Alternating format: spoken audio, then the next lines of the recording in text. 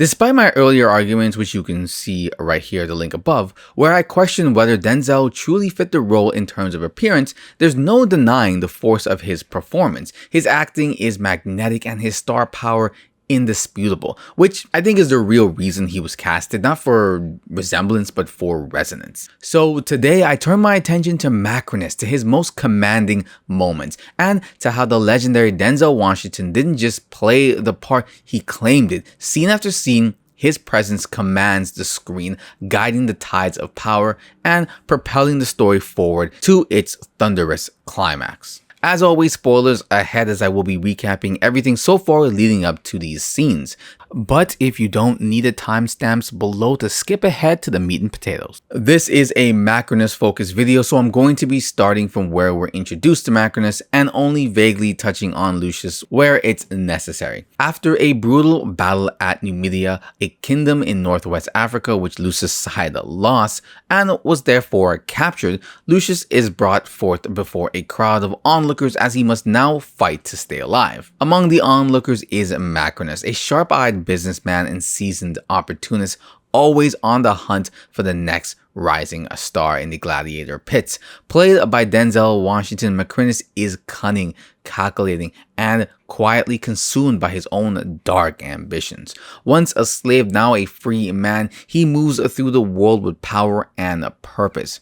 Draped in gold, rare stones, and fine fabrics, he's a symbol of wealth, hard-earned, and a warning of the price it took to get there. Macrinus quickly seizes the potential that Lucius is and purchases him. I'll buy him. With his newfound champion in tow, Macrinus proudly presents him to the twin thrones of Rome, Emperor Geta and Emperor Caracalla, portrayed by Joseph Quinn and Fred Hitchinger. Two less than sympathetic rulers. But as Lucius begins to speak, a flicker of suspicion stirs in Macrinus. Gates of hell are open night and day. Smooth is the descent, and easy is the way. The way he recites poetry, the ease in which he carries himself, it's a hint of a past far richer and far more dangerous than that of a mere slave or barbarian, something that Macrinus will need to learn about before it hurts him. As Lucius's arena debut draws near, Macrinus raises the stakes on a wager with his old friend Thrax, a seasoned gambler with a taste for risk and a habit of biting off way more than he can chew, something that'll come back to bite him later. He's played by Tim Macrinus, I believe is how you pronounce his name. Thrax is a man who knows every whisper and secret buried in Rome's underbelly, a fact Macrinus is all too familiar with. And given his newfound status and fame thanks to his new champion, Macrinus is actually able to schedule a lucrative lunch with Lucilla. You served with my father. I had the privilege of reading his meditations. The best revenge is to be unlike him who performed the injury. A day that started off as a refined lunch with Lucilla soon spirals into a nighttime bender. Amid the wine and whispered secrets, one of Macrinus's loose-lipped, gossipy companions tells him something juicy. A rumor long buried, now resurfacing: the lost son of Lucilla may still be alive. We eventually end up here at an admittedly visually stunning, though historically questionable, Nomechia scene. A word for a grand naval battle staged in the arena. Though they didn't really have any sharks when they were doing this in real life. Anyways, during this, Lucius sets his sights on the head of the Roman army. A little too soon. It's a bold move and one that does bring concern, but for Macrinus it's a mere ripple in the water. His true plans are only just beginning to unfold.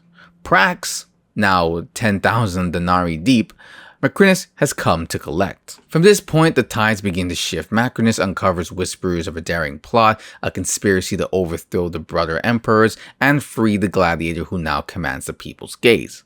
Lucius. Macrinus stops the coup, and he doesn't just preserve the empire, he strengthens his claim to its inner circle. In these last days, I have come to think of you not as a subject, but as a true friend. Thank you. further cementing his place beside the throne. Now, rather than just opting for a swift execution, Macrinus proposes something far more theatrical, a spectacle for the bloodthirsty crowd he's always referencing. Let the fate of the main conspirator be decided in the arena, he suggests. The gods bear witness and make a decision on the beloved Arcasius. And in a twisted way, he grants Lucius what he once asked for, a chance to fight for vengeance. But beloved by the masses, Arcasius doesn't just command the troops, he also commands the hearts of the people. So when Lucia speaks out, she ignites the crowd into an uproar. This roar turns to riots, and in a moment of chaos and fear, the guards turn their weapons on the audience. This rage does not die with the sun, though. It spills into the streets, echoing through the alleys of Rome as torches rise and order unravels. And with that fury still simmering, we arrive at our first scene where the fire of rebellion begins to take form and the true story unfolds.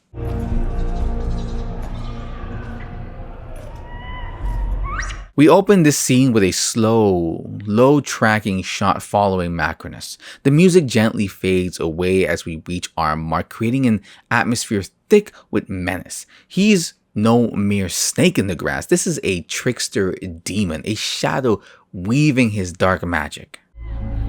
Nothing's ever mine. Everything is ours, always. Even in the womb. He tried to get my umbilicus so that I couldn't have any more air. You remember that, do you? Ooh, that close-up. Macrinus' gaze pierces through the screen, earnest and unsettling all at the same time, like he's staring straight into his soul. The look is hypnotic, impossible to doubt. Whatever Macrinus says, you believe he feels it with genuine conviction. This is the brilliance of Denzel Washington. Raw, magnetic, unforgettable. What? Sit. Your brother means to blame you in front of the entire Senate. But I did not do it. Macrinus leaves the frame, leaving an asymmetrical frame that shifts all the weight to Caracalla, lonely and exposed. The following tracking shot carries the same weight. Macrinus strides forward with commanding confidence, flanked by a band of griffins, symbols of strength and power. Meanwhile, Caracalla sits isolated, hanging on every word, nothing with him. Brother against another. That's a lie. He always lies. He can be very persuasive. So, what will they do to me? Oh, I don't dare imagine, but imagine this. We continue to track Macrinus as he closes in for the kill, owning this space like a dark maestro or something. Caracalla, now fully hypnotized by the silver-tongued devil weaving his grand illusion. He's helpless to resist. This culminates in Caracalla murdering his own brother, the deed done with the guiding hand of his own personal demon. The next scene unfolds with Macrinus watering the newly planted seeds of power. Caracalla steps into the center of frame, coupled with a slow, deliberate dolly shot, the camera emphasizing the gravity of the moment. A stunning wide shot reveals Macrinus seated among his griffins, again an image of unwielding strength and control. Macrinus drops this bag and does come with a little bit of telling detail, the color. It's of royalty, purple, a subtle symbol of authority, but it's there for a purpose. El Dondas?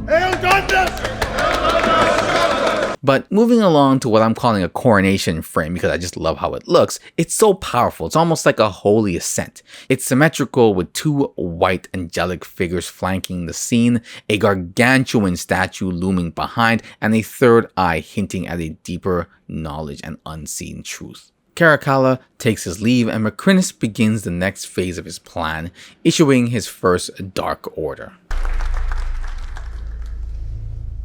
Sit down. Inside that royal bag lies the severed head of the former ruler, purple, the color of royalty.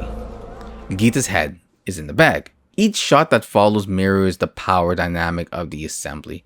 Loyalty, the thirst for control, and the grim outcome awaiting Rome. This shot reveals the loyalty, this one the desire for control, while this represents the outcome. The final seed planting scene takes place in the prison room of Usilla. Here, Macrinus is shrouded in a shadow, gloating as he reveals his twisted plan like some freaking Bond villain. You are your father's child. His dream of Rome was never a dream. It was a fiction. Lucilla stands bathed in light, a stark contrast to Macrinus' darkness. He's quoting her father and turning his own words back against her. The best revenge is to become unlike the one who did the injury. I have made myself unlike your father. And there's that look again. Now, if you've seen the movie, you know ultimately Macrinus fails in his ambition to tear Rome down. And so the curtain draws on this character of deceit, ambition, and blood-soaked glory. Macrinus, once a whisper in the shadow, becomes a puppeteer of the emperors. His plan unfolding, every glance, every word, every step, calculated, deliberate, dangerous. No matter how you feel about the character's appearance, how you feel about Denzel, there is no denying he crushed this role, and his character was hella interesting.